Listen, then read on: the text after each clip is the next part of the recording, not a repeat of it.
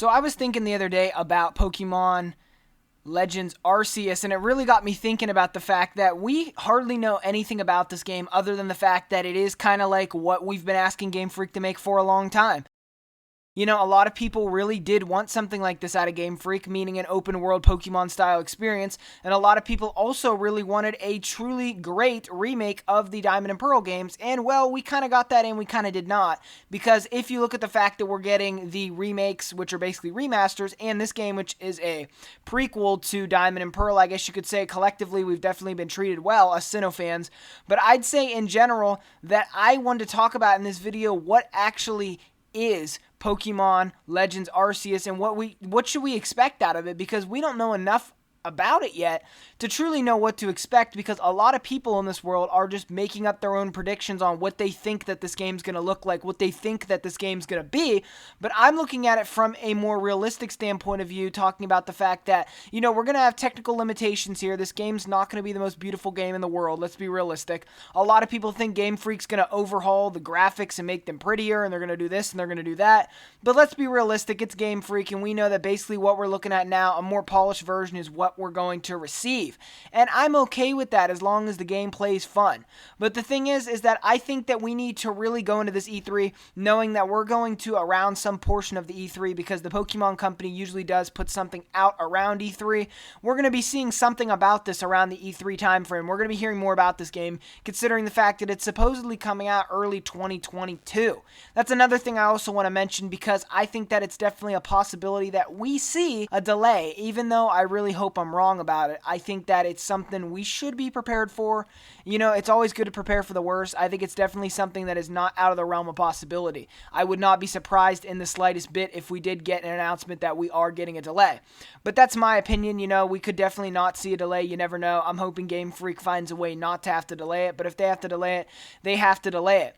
But I guess what I want to say is that there's not really much that we know about this game, and we don't really know 100% if this is the way that the franchise is going to be moving forward. You know, is this really the future of Pokemon, or is Game Freak going to make this like a one-off thing and then quickly abandon it after they think that people didn't like it or something? Say, for example, it's poorly received. Are we never getting the Legends Kyurem game or any of those other games that maybe we could end up seeing? Are those all going to be scrapped? Or if this game is met with seriously, you know, praise and everything, are we just going to see this style Pokemon game from this point forward?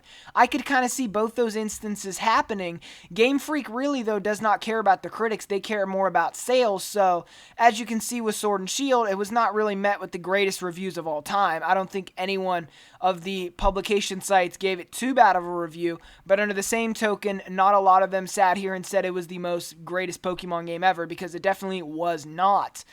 But if this game, assuming that it sells super well, is this really the future of Pokemon? Or do you all think that we are going to see more things that's going to be different? You know, more like the classic Pokemon style games where you go to the gyms and you do stuff like that? Or do you think that Game Freak's going to take more chances and basically Gen 9 is going to be like this?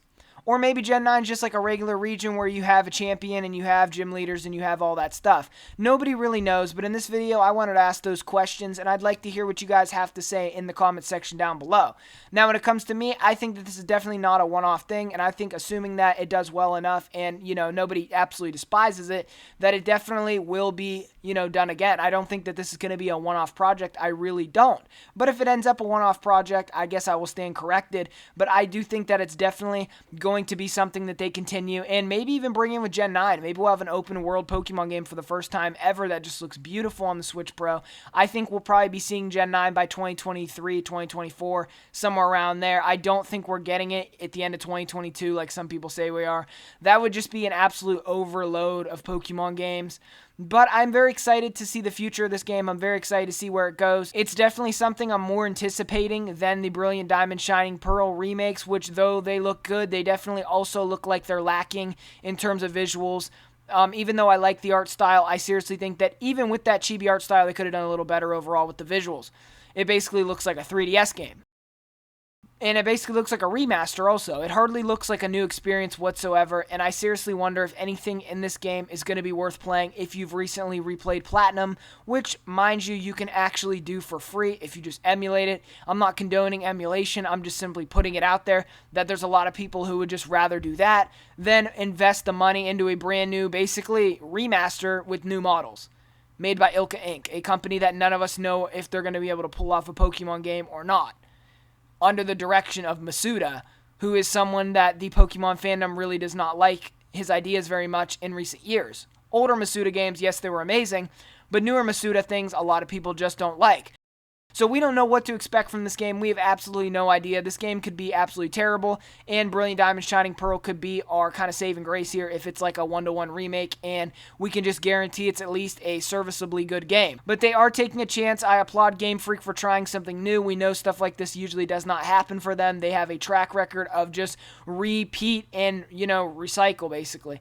So this is going to be a very interesting thing to see, because we will be knowing about this game very soon to see what they've been working on with it. Is this the future of Pokemon? Is this the way that it goes from this point on? Or is this going to be a one-off thing? I'd really love to know, because it's definitely going to be interesting, and it's going to be cool to find out what they decide to do. Anyways, like I said, let me know down below. Is this the future of Pokemon? Is it a one-off thing?